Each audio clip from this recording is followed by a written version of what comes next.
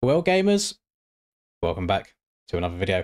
I am back after being away at the Vets MX of Nations over the weekend, and if you've been around on the channel for a while now, you will know that it's become a running meme at this point that anytime I do go away from the game for 2 or 3 days, maybe longer, there is some kind of big update that I end up missing and having to come back home to. So maybe I should just go away all the time so that the game gets updated more and more and gets better and better. Today, what we're going to be covering is the new OEM preview bikes. The OEM team have released these previews. I believe they released it on the 25th of August. It's the 26th right now, the night of the 26th. And I have played on these bikes for about 30 minutes now, just to get a little bit of a hang of it. I know that these things take a lot more time and a lot more practice to get used to. But what I'm going to do today is, first of all, I'm just going to ride probably the one bike, which is going to be the Gas 450. I have tried the Yami 250 and it actually feels quite nice, and in some situations I would say it's even easier or better to ride than the 450 equivalent. That's more in a supercross setting, but my bike that I'm most comfortable on right now is the Gas, so that's what I'm going to be riding. I'm going to take it around an outdoors track first, and I'm then going to take it indoors, and I'll give my thoughts and opinions on it as we go. But that's how this is going to go, and hopefully you guys can enjoy some riding. I am also going to put my controller overlay on as well, because I think that will be helpful to kind of get my point across on how the bike feels in certain situations. Right, gamers, so first thing is first, when it comes to these bikes, we have got more tyre options than usual. On the front, we've got the standard 80, and then we've got a 90 as well. I'm just trying to make sure I see the drop down. So the EN right here, I believe this is for enduro stuff. I have not tried any enduro stuff just yet. I'll be interested over a prolonged period of time to see if people make any discoveries to find out which tyre is quote-unquote best. But I am running just standard 80 on the front right now. And then on the rear, I have messed around with a couple. So I tried the 120/90 right here, which I believe has the most grip, but the bike feels incredibly heavy and boggy and slow. I think it's because of the increased resistance between the tyre and the ground. I have the 120/80 right here, and this is my favorite one so far. I've also tried the 110, which does feel good in a straight line, but very, very slick coming out the corners. And then I've not tried the 100 or the enduro tires here. So I'm going to be sticking to the 120/80 right here. I'm going to leave 3 litres of fuel, suspension, everything. This is completely stock. This is what comes with the bike, so I'm not going to change anything in that regard. I'm going to ride them how they've been delivered to us. I have made the gearing a bit shorter, just because I feel like with the amount of spin that you have, it helps a little bit. It's very backwards the way this game works, and I'll explain that more as we get going around. But first things first is, let's say I'm in second gear going around a corner and I get on the throttle really, really hard and the back end spins out. The back end or the rear wheel will spin to the top of second gear, essentially.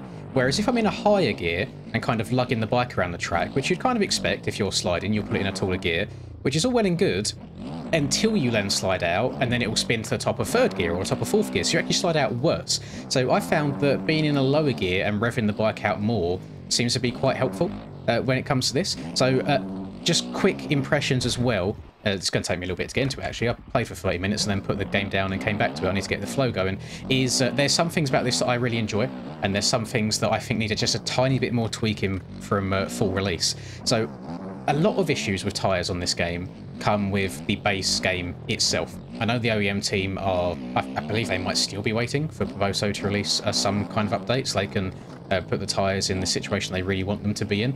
And a big issue is you're kind of stuck with one set of traction and that's it. Whereas I feel like it'd be great if we had kind of almost like a gradient, so when you go from being in the middle of the tyre to the side of the tyre, there's like a nice smooth transition. At the moment it feels like it's almost like an on-off switch between having one type of traction and another, depending on how far then over you are. And what I've found on these bikes, and how to actually ride them quite fast at the moment, is you want to be in the middle, so you want to be in that centre part of the tyre, basically upright as much as possible. You want to turn the bike as little as you can. In ruts, the bike is absolutely fine because, you know, you've still got that middle part of the tyre on the ground. When you then get to the flat corners, or on this track, Maryland, for example, Budds Creek, the rollers before the finish, where you're trying to turn on flat ground and jumping at the same time, that's when it starts to get a little bit techy and a little bit difficult. So there's definitely some areas where the bikes are really enjoyable to ride, and there's also some areas where they can be a little bit tricky. To put into perspective how much slower the bikes are, they've slowed the game down a hell of a lot. On Unadilla, for example, my best lap I think was like a 206 something, and I only ran 5 laps to be fair, so obviously this is not a very, very in-depth test. But I ran a 2:13 on a lap that I thought was quite clean. So to put that into perspective, we are running about 6, maybe 7 seconds a lap slower on these bikes. And this is all 450 stuff. I haven't that's not English. I've not dove into the 250 stuff too much just yet. So on the 450, I really don't mind it at all. It forces you to take your time a little bit, and one thing where I think there'll be an extra layer of realism is on the Supercross side of things. So in the past, the big issue that we have on this game is the amount of lean angle you need to achieve to get the bike turned as tight as you want it to turn. Sometimes we can get as high as like 80 degrees of lean angle to the point where we're dragging handlebars on flat ground just to get the bike turned. Whereas now, you can kind of go into that corner, slow down, get the bike leant over, and then try and stand the bike up as quickly as you can again to then get out of the corner. And you really want to be riding the middle of the tyre at all times as much as you can do. And that will affect line choice and everything, to be fair. So if you have a rut, for example, that maybe it starts off and it drifts out wide a little bit, but you're on the power still while turning a lot, that might end up being slower than a rut that is sharper but spits you out in a straight line quicker. So there's going to be a lot of change involved in this. And one thing that it's worth keeping an open mind of is if you've downloaded these bikes and you hop on them and you give them 5 laps and say this is shit and that's it, you do have to bear in mind that the bikes aren't made for the tracks that we are playing right now. These tracks are built with the very, very fast and maximum traction bikes that we currently have. And it is no different than if you took the current OEM bikes and went and downloaded the 2021 Supercross tracks and wondered why on earth you are over jumping everything and the track is so small. It's because it was a different time of the game. The bikes were different, the tracks were made differently because of that, so this could just be a new era. These bikes will slow the game down a bit, and in turn the tracks then need to be slowed down also. And it's, I mean, I've seen quite differentiating opinions on these so far.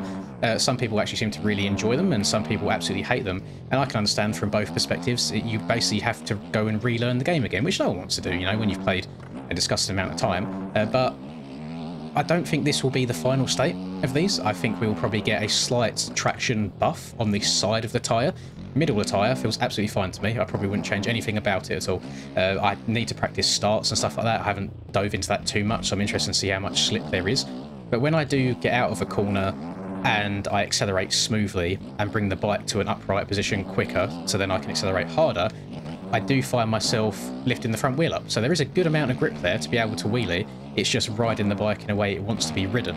I'm going to throw out there, I don't know what it is about the Yamaha 450. I'm not a big fan of it. I hopped on this gas and enjoyed it much, much more.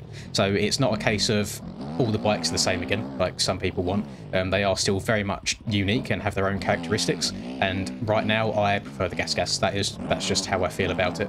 I don't mind it though. I've given it 30 minutes and I've ridden around these tracks, and you get the occasional moment where it's like, I don't know about that, but for the most part, it's not too shabby. Even as going far as on Supercross, if you really want to, you can go into a corner, slam on the back brake, get the bike spun around and go again. You haven't got to rail the entirety of it.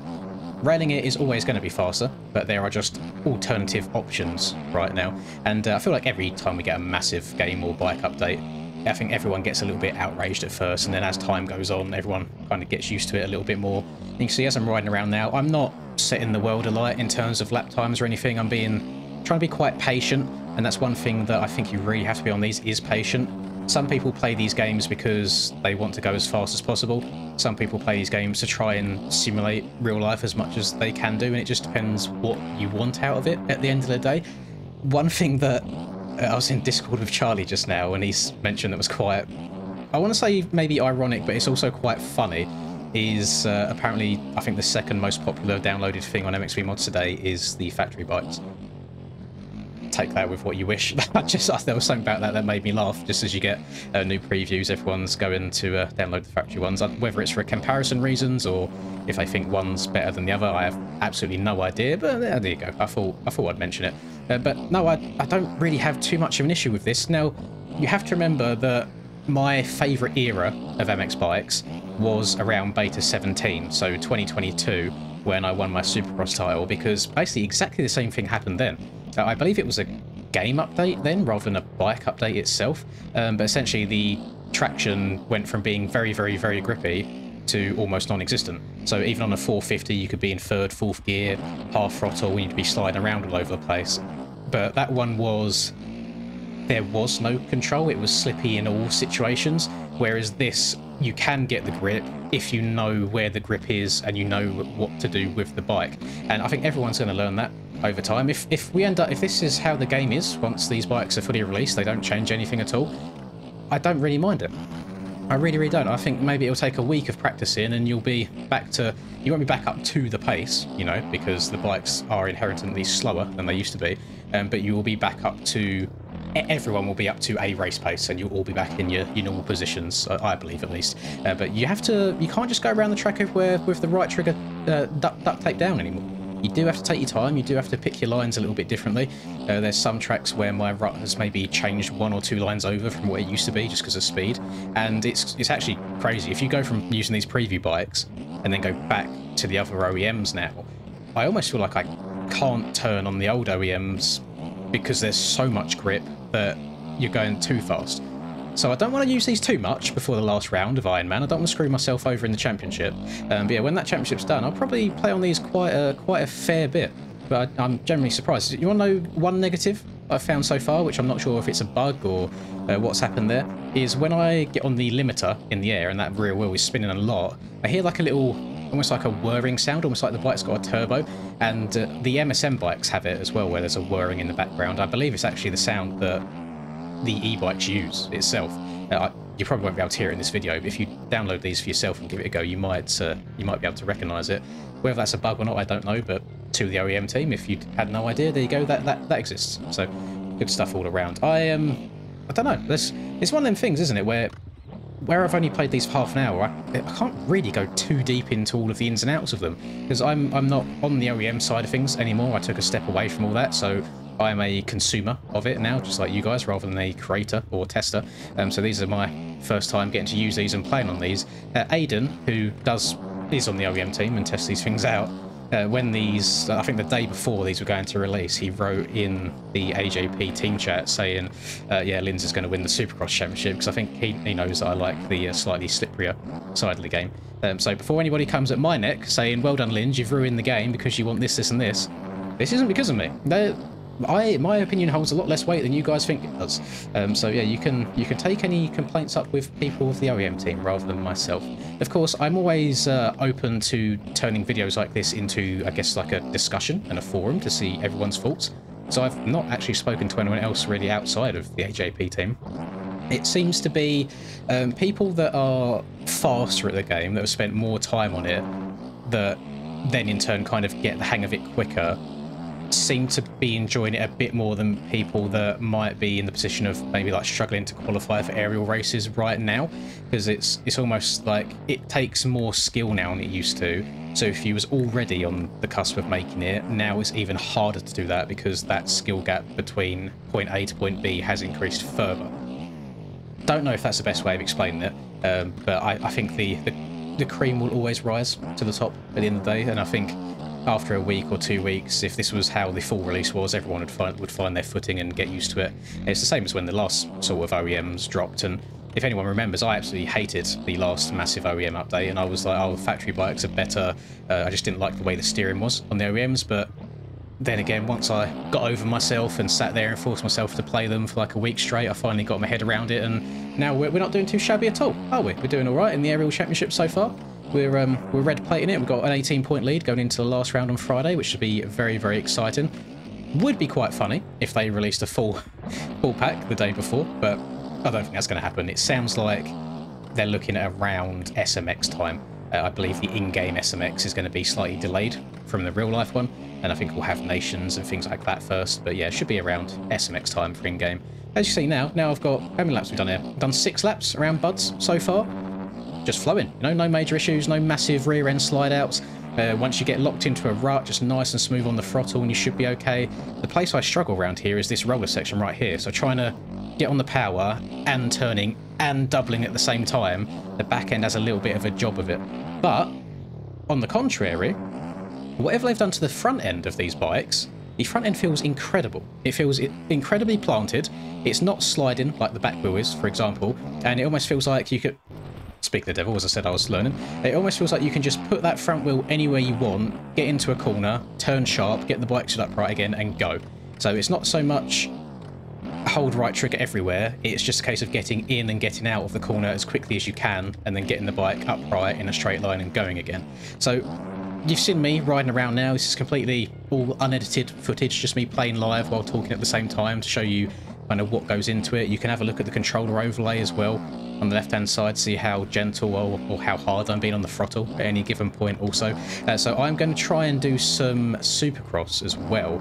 I don't know what Supercross track to choose really. I should probably do one with maybe some technical rhythm sections with like triples in and stuff, because I've seen people saying that it's impossible to triple in on Supercross tracks now. And again, that might be the case. I haven't fully given that a go yet. I've messed around a little bit on, I think it was A1, but then we know all the Supercross tracks changed from them where they added ruts and things like that, so we'll try that out. But yeah, the tracks aren't built for these bikes, so if these bikes were the ones that released, then the tracks would be built completely different next year to accommodate for it. So yeah, I'm going to give it a go, and I'll show you what I mean in Supercross about where you can try and, I guess, go into a corner at a tight angle, lock the back brake up, get it spun around and going again. And I'll explain why I actually think that's more beneficial for Supercross than what we currently have. So I was going to show you one of the rutted tracks, but then I completely realised that what I want to show you, you can't do on the rutted tracks anyway, because the ruts take you all the way around the corner and you can't come in at a certain angle and cut down and leave early. But in real life, in Supercross, they ride it bowl turns very differently to how we do. So for us, the fastest way around the track will always be enter the corner as soon as it starts, rail the outside as hard as you can, exit it where it ends. However, in the real life racing, they might do that to begin with, and then after a couple minutes, the outside rut gets too deep. So they enter, and then they cut down a little bit earlier, and then they cut down earlier, and they cut down earlier, to the point where you get like 1, 2, 3, 4, like 5 ruts on the exit here. But we can't really do that in this game because of the amount of lean angle that you need to achieve to get that bike turn.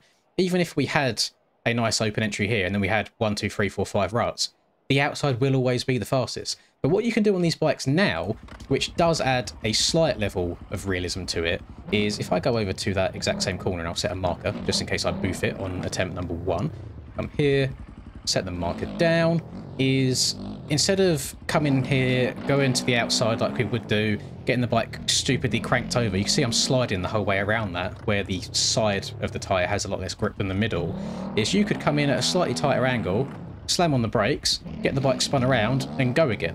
And you saw that transition between sliding the back end and getting on the power, the bike hooked up and gripped. So if we come in early, slam on the brakes, cut down, and try and cut underneath someone, the act of you cutting down and getting the bike upright again might be quicker than railing the whole corner. So if I'm going around this corner here, because I've cut down and my bike is already upright, ready to track forwards, whoever's railing this outside, your bike's still going to be cranked over at this point of the corner. So it could genuinely be a viable option. I don't know if this is the case. I haven't had a chance to race in a stacked Supercross track yet, but that's how it feels to me at least. Now, I will admit, some of the rhythm sections are a little bit tricky, and whether it's because of the traction or if it's because I'm running again this bike with completely stock suspension, I don't know. Whoops are... they're not impossible, because I've had a few clean runs, but they are very, very hard. So you used to be able to just rail this corner and quad into this section. Obviously, you can't do that anymore. You've not got the speed. So you can triple in, a little step over here. What I will say, I'm really struggling with on-offs. Because of the amount of wheel spin on the 450, even if I land this perfectly, I'm struggling to get the oomph to get up and over. However, when I rode the 250 on this exact same track, I found stepping on and stepping off tables 10 times easier than it is on a 450 because of the traction that you have on them. Now, that's not the most realistic thing in the world, but again, how much can be done? Because we're kind of locked into the one traction and that's it, which is kind of, it's a little bit sucky. I admit 450s should be harder to ride in general fast, but I feel like Supercross jumps and rhythms should be easier on a 450 than a 250 at the end of the day. That's just my opinion on that. And you get sections like this, so where you usually would apex this corner as fast as you can, hit this triple out. Because it's a flat corner now, that's very, very difficult to do. So again, this might be where corners ride differently than how they used to. It might now be more beneficial to, instead of trying to flat track and apex the corner from right to left, maybe we come all the way to the outside now, get the bike squared off, get the bike going in a straight line, to then get the power down to the ground, to then have the speed to get up and over it. So this could genuinely benefit more line choices and like more chances to pass people in racing. I think that there's always going to be one super fast line regardless. That's just how games and tracks and even real tracks work, is there'll be one fast line, but it might be a case now where it just opens the door to be able to pass people a little bit easier. I don't know how reliable the kind of drifting the bike is at the moment of just steering with the back end everywhere, but in terms of getting in and getting out of corners really quickly, that kind of seems to be what's working for me the most at the moment, is just getting into the corner, turn really sharp, straighten the bike up, get going again. So in, turn, go, rather than in, row the entirety of it all the way around the outside and then come out like a rocket in full fifth gear and blitz and wheelie the entire whip section. So I don't know. I generally don't know. In terms of overall feel of the bikes, after 30 minutes, I was kind of vibing with it, to be honest. It definitely promotes a much more patient playstyle, if that makes sense. Like just being gentle on the throttle, nice and smooth, following corners like that if you need to, or if you want to cut down, come in, square the bike up, you know, lock that back brake, get it turned and get going again. Let's see, how far can you push that? I mean, I don't think we've ever had the ability to control a slide like that before. Usually if you're locked up into a corner and sliding, and then you get on the power, it wouldn't grab at that point right there. That point there where it's grabbed, my back end would carry on and you'd basically do a 180. But the fact that's grabbed there and locked up because you've gone from being on the side of the tyre here to the middle part of the tyre here, and it's gripping and you're going, I generally see that as a positive thing. So, I mean, final thoughts, I like what we've got so far. It's a good, I'd say, building block, and I don't think this is going to be how all bikes will release, by the way. I mean, previous preview bikes were changed quite a bit before final pack releases. If there was a tiny bit more side traction, I think the general community would like it a lot more. In terms of the traction in the middle of the tyre, quite a big fan of how it is right now. And I think the front ends are very good, very planted, and it helps you actually be able to steer the bike with the back end. I don't know. Yeah, I quite enjoy it. I really, really do. So if you kind of gave it a go for a few laps and you said, nah, this isn't for me, try and ride it a bit different. There's a way that this seems to want to be ridden. Like I said, just middle of the tyre rather than cranked over all the time. I think it will promote a slightly more realistic style. I think it's gone from one extreme to the other right now, where before it was incredibly unrealistic with how you could drag bars even in flat corners and not slide out. This way, I think it's gone a little bit too far the other way.